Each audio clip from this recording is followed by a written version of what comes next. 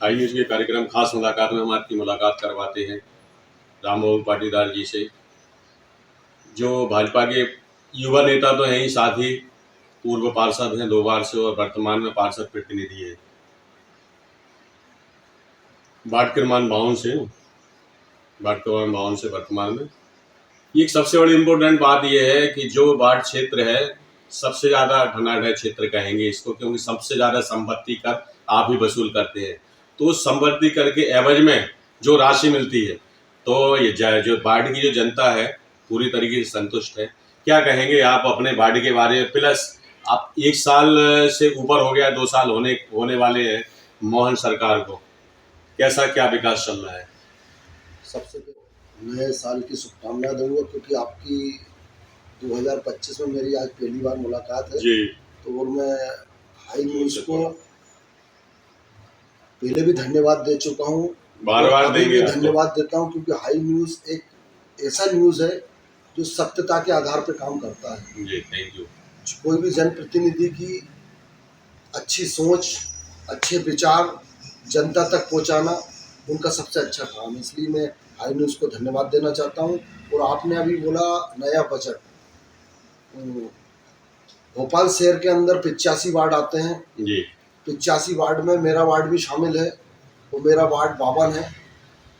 हमारे वार्ड में अधिकारियों बाबुओं का क्षेत्र है और भोपाल शहर में सबसे ज़्यादा संपत्ति कर किसी वार्ड में होता है तो वो वार्ड 52 में होता है जी। और उसमें संपत्ति कर अधिक होने की वजह हम लोग भी लगे रहते हैं तत्पर क्षेत्रवासियों से या मॉल वालों से एक ही चीज़ बोलते हैं, भैया संपत्ति कर जमा करें, क्योंकि यही हमारा विकास है।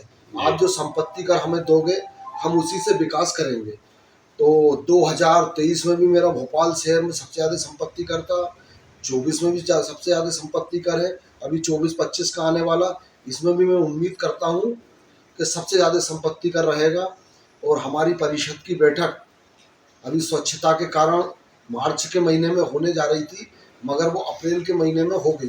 2, 4, 5 तारीख तक हमारी परिषद की बैठक हो जाएगी और हम परिषद की बैठक को से नया बजट लाएंगे और नया बजट लाकर जो हमारे अधूरे काम रह गए हम सबसे पहले उन कामों को पूरा करेंगे।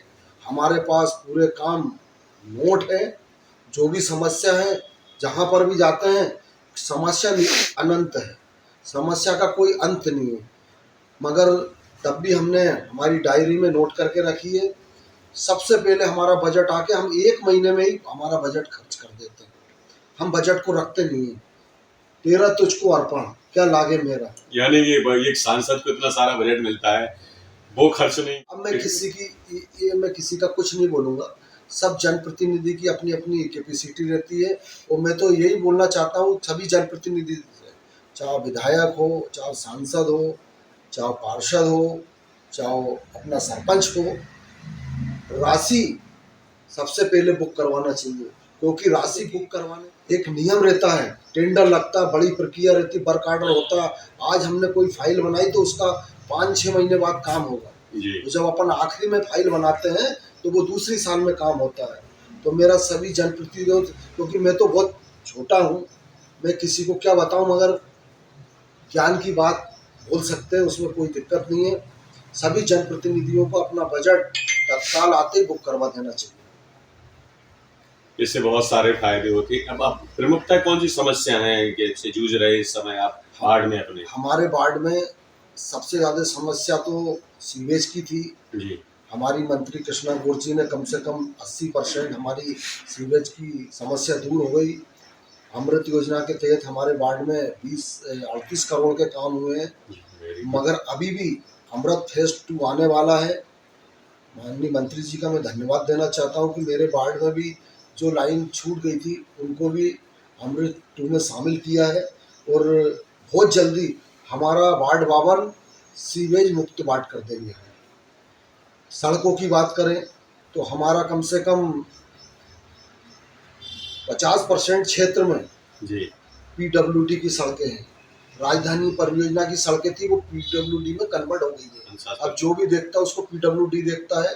तो मंत्री जी के माध्यम से पीडब्ल्यूडी के भी काफी काम हो गए। हमारे क्षेत्र में एक दाना पानी से लेकर कोलार तक एक बड़ी सड़क बनी है, जो 5 किलोमीटर की सड़क है, वो भी कम से कम 15-20 करोड़ की लागत से बनी है।